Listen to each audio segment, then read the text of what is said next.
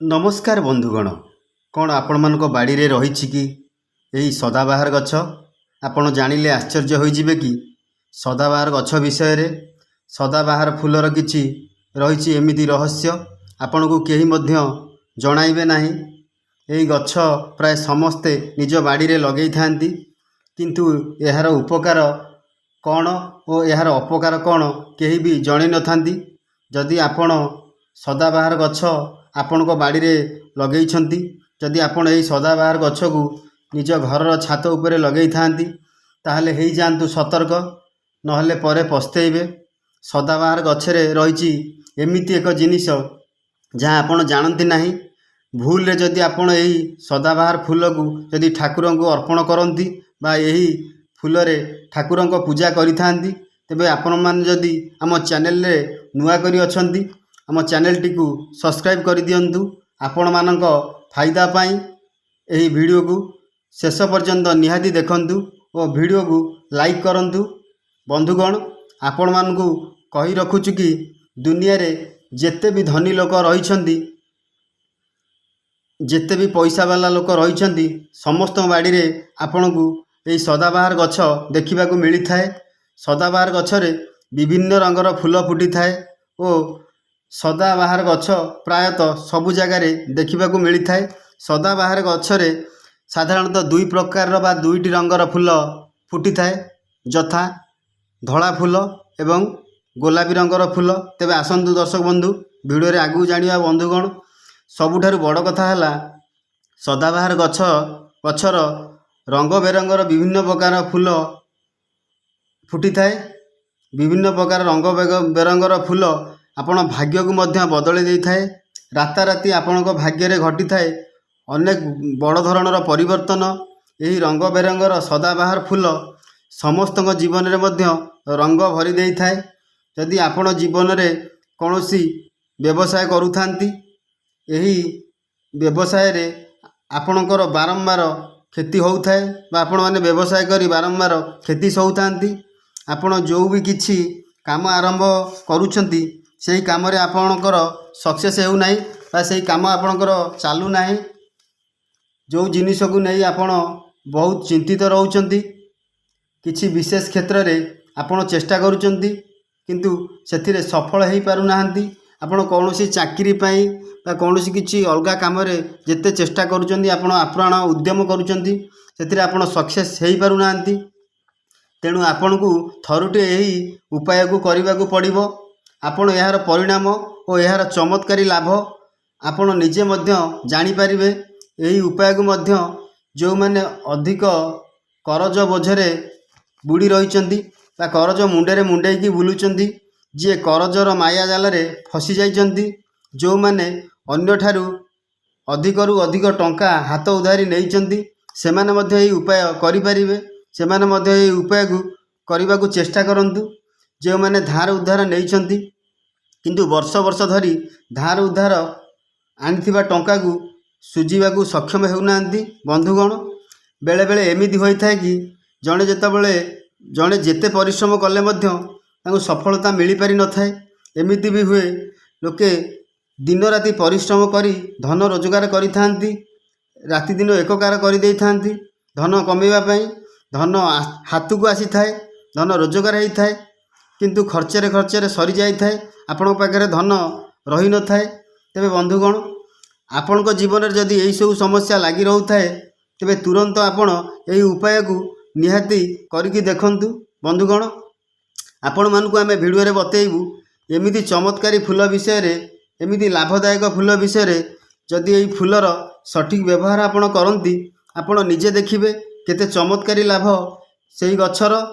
जदि सठिक ढंग रे यही उपयोग करा जाए बा यही फूलर उपाय करा जाए, भगवान को यही फूल लगा जाए, तेबे विश्वास करंतु आपण को जीवन रे थिबा सबु कष्ट, सबु दुख और जंत्रणा सबुदिन पई दूर होई जिवो। ता सहित आपणकर जहाँ भी मनस्कामना रही ताहा निश्चिंत भाव में पूरण हो जिवो। एवं आपण को जीवन रे जदि धन जनित समस्या लगी रोची, आपण को जीवन रे जदि धन आसीबार बंद हो जाइछि, जदि आपण चाहूथांती कि आपण घरे धनर वर्षा हेउ, ଆପଣଙ୍କୁ କିଛି ବି କରିବାକୁ ପଡ଼ିବ ନାହିଁ। ଖାଲି ଏହି ସଦାବାହାର ଗଛକୁ ଆପଣଙ୍କ ଘରକୁ ଆଣିବାକୁ ପଡ଼ିବ। ତେବେ ଆସନ୍ତୁ ଦର୍ଶକ ବନ୍ଧୁ, ଭିଡ଼ିଓରେ ଆହୁରି କିଛି ଅଧିକ ଜାଣିବା। ଆପଣ ଏହି ଗଛକୁ ଆଣି ଯଦି ଆପଣଙ୍କ ଘରେ ଲଗେଇବେ, ଏହି ଗଛ ଧନକୁ ଆପଣଙ୍କ ଘରକୁ ଚୁମ୍ବକ ପରି ଟାଣିକି ଆଣିବ ଆପଣଙ୍କ ଘରକୁ। ବନ୍ଧୁଗଣ, ଏହି ଉପାୟକୁ କରିବା ପରେ ଯେବେ ଆପଣ ଯେଉଁ ବି କିଛି କାର୍ଯ୍ୟ କରିବେ ନା ସେଥିରେ ଆପଣଙ୍କୁ ସଫଳତା ମିଳିବ।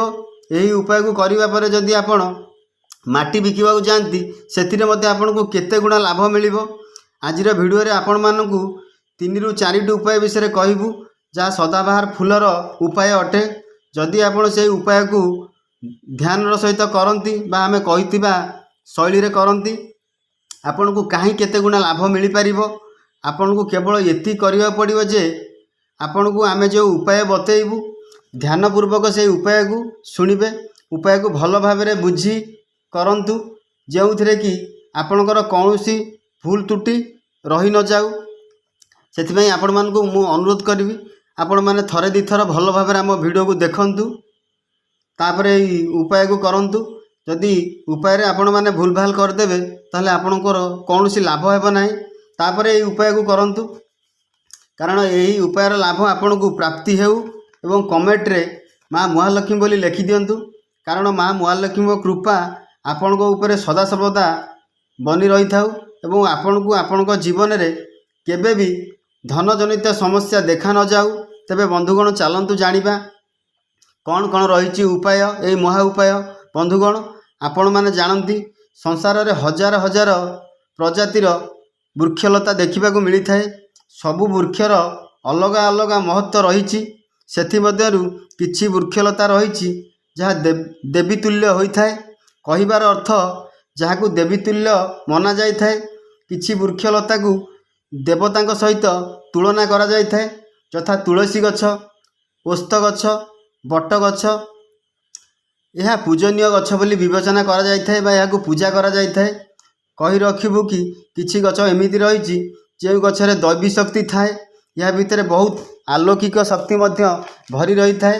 ଏହି ଦୈବିକ ଗଛକୁ ଲୋକମାନେ ଶ୍ରଦ୍ଧାର ସହିତ ପୂଜା କରନ୍ତି, ତାହାର ମଧ୍ୟ ଲାଭ ସେମାନେ ପାଇଥାନ୍ତି।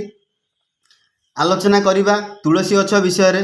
ତୁଳସୀ ଗଛରେ ମା ବୃନ୍ଦାବତୀ ବାସ କରିଥାନ୍ତି ଓ ମୂଳରେ ମାତା ଗଙ୍ଗା ମାତା ରହିଥାନ୍ତି। ଆପଣମାନେ ଜାଣନ୍ତି ଶମୀ ଗଛ ରହିଛି। ଶମୀ ଗଛ ବୋଲି ଆପଣମାନେ ଶୁଣିଥିବେ। ଶମୀ ଗଛ ଯାହା ବାସ୍ତୁ ପୂଜାରେ ଲାଗେ। ଶମୀ ଗଛରେ ସ୍ୱୟଂ ଶନିଦେବ ବାସ କରିଥାନ୍ତି। ଆପଣମାନେ ତ ସମସ୍ତେ ଅରଖ ଗଛ ଦେଖିଥିବେ। ଅରଖ ଗଛରେ ଯେମିତି ପ୍ରଭୁ ଗଜାନନ ବାସ କରିଛନ୍ତି, ଆପଣମାନେ ଅରଖର ଫୁଲକୁ ଦେଖିବେ। ଅରଖ ଗଛ ଅତ୍ୟନ୍ତ ପୂଜନୀୟ ଭାବରେ ବିବେଚନା କରାଯାଇଥାଏ। ଆପଣଙ୍କୁ କହି ରଖିବୁ କି ସବୁ ଗଛର ଅଲଗା ଅଲଗା ଦୈବୀ ଶକ୍ତି ରହିଛି। ଆଉ ଆପଣମାନଙ୍କୁ ଭିଡ଼ିଓରେ କହି ରଖିବୁ କି ଅରଖ ଗଛରେ ପ୍ରଭୁ ଗଜାନନ ବା ଗଣେଶ ଅଗ୍ରପୂଜ୍ୟ ବାସ କରିଥାନ୍ତି। ତାଙ୍କ ରୂପ ସ୍ୱରୂପ ମଧ୍ୟ ସେହି ଫୁଲରେ ଆପଣମାନଙ୍କୁ ଦେଖିବାକୁ ମିଳିଥାଏ। ଅଲଗା ଅଲଗା ଲାଭ ଓ ଅଲଗା ଅଲଗା ଚମତ୍କାର ମିଳିଥାଏ। ଆପଣ ବିଶ୍ୱାସ କରନ୍ତୁ, ଯଦି ଆମେ ସେହି ଗଛକୁ ସଠିକ୍ ଭାବରେ ପୂଜା କରାଯାଏ, ସଠିକ୍ ଭାବରେ ଉପାସନା କରାଯାଏ, ଆପଣ ଆପଣଙ୍କ ଜୀବନରେ ଥିବା ସମସ୍ତ ସମସ୍ୟାରୁ ମୁକ୍ତି ପାଇପାରିବେ। ଆପଣ ଆପଣଙ୍କ ଜୀବନରେ ଯାହା ବି ଚାହିଁବେ ପାଇପାରିବେ। ଆପଣଙ୍କର ସମସ୍ତ ମନସ୍କାମନା ପୂରଣ ହେବ। ସଦାବାହାର ଏକ ଏମିତି ଫୁଲ, ସିଏ ସଦାସର୍ବଦା ସଚେତ ରହିଥାଏ ଓ ସବୁବେଳେ ଖେଳିଲା ପରି ଜଣାଯାଇଥାଏ। ଏଥିପାଇଁ ଏହାକୁ ସଦାବାହାର କୁହାଯାଇଥାଏ। ଏ ସବୁବେଳେ ସତେଜ ଥାଏ। ଏ ସଦାବାହାର ଫୁଲ ସବୁବେଳ ପାଇଁ ଆପଣଙ୍କ ଭାଗ୍ୟକୁ ଚମକାଇଥାଏ। ଏହି ଫୁଲର ବହୁତ ସାରା ଲାଭ, ବହୁତ ସାରା ଚମତ୍କାରିତା ରହିଛି। ସଦାବାହାର ଫୁଲ ଦୁଇ ପ୍ରକାରର ହୋଇଥାଏ, ଯଥା ଧଳା ରଙ୍ଗର ଫୁଲ ଓ ହାଲକା ଗୋଲାପୀ ରଙ୍ଗର ସଦାବାହାର ଫୁଲ ଫୁଟିଥାଏ। ଆପଣମାନେ ଦେଖିଥିବେ, ଆପଣମାନଙ୍କ ଆଖପାଖରେ ଏହି ଫୁଲ ରହିଛି। ଆପଣ ଜାଣି ରଖନ୍ତୁ, ଧଳା ରଙ୍ଗର ସଦାବାହାର ଫୁଲ ହୋଇଥାଏ ମା ମହାଲକ୍ଷ୍ମୀଙ୍କର ଅତି ପ୍ରିୟ। ମା ମହାଲକ୍ଷ୍ମୀଙ୍କୁ ପ୍ରସନ୍ନ କରିବାର ଧଳା ଫୁଲର ଗୁରୁତ୍ୱପୂର୍ଣ୍ଣ ଭୂମିକା ରହିଛି। ଧଳା ରଙ୍ଗର ସଦାବାହାର ଫୁଲର ମା ମହାଲକ୍ଷ୍ମୀଙ୍କର ପ୍ରଥମ ପସନ୍ଦ ହୋଇଥାଏ। ଯଦି ସଦାବାହାର ଫୁଲର ଆପଣ କିଛି ଉପାୟ କରୁଛନ୍ତି, ଧନକୁ ଟାଣି ଆଣିବାର ଚାବି ଆପଣଙ୍କ ପାଖରେ ରହୁଛି।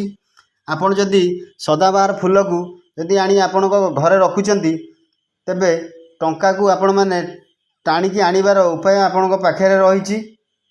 ଆପଣ ସଦାସର୍ବଦା ସଦାବାହାର ଗଛକୁ ଘରକୁ ଆଣନ୍ତୁ ଏବଂ ଆପଣଙ୍କ ବାଡ଼ିରେ ଲଗାନ୍ତୁ। କାରଣ ସଦାବାହାର ଫୁଲ ମହାଦେବଙ୍କର ମଧ୍ୟ ଅତି ପ୍ରିୟ ହୋଇଥାଏ। ଏହାଦ୍ୱାରା ରାହୁ କେତୁ ମଧ୍ୟ ଶାନ୍ତି ହୋଇଥାନ୍ତି। ଏହି ସଦାବାହାର ଫୁଲ ମଧ୍ୟ ଭୋଳା ମହେଶ୍ୱରଙ୍କ ପାଖରେ ଲାଗି କରାଯାଏ। ତେବେ ଦର୍ଶକ ବନ୍ଧୁ ଆମେ ଆଶା କରିବୁ ଆପଣମାନଙ୍କୁ ଆମ ଭିଡ଼ିଓଟି ଭଲ ଲାଗୁଥିବ। ଯଦି ଆପଣମାନଙ୍କୁ ଆମ ଭିଡ଼ିଓ ଭଲ ଲାଗୁଥାଏ ତାହେଲେ ଭିଡ଼ିଓରେ ଜୟ ଶନିଦେବ ବୋଲି କମେଣ୍ଟ କରିଦିଅନ୍ତୁ। ତେବେ ଆଜି ପାଇଁ ଭିଡ଼ିଓରେ ଏତିକି। ଜୟ ଜଗନ୍ନାଥ, ନମସ୍କାର।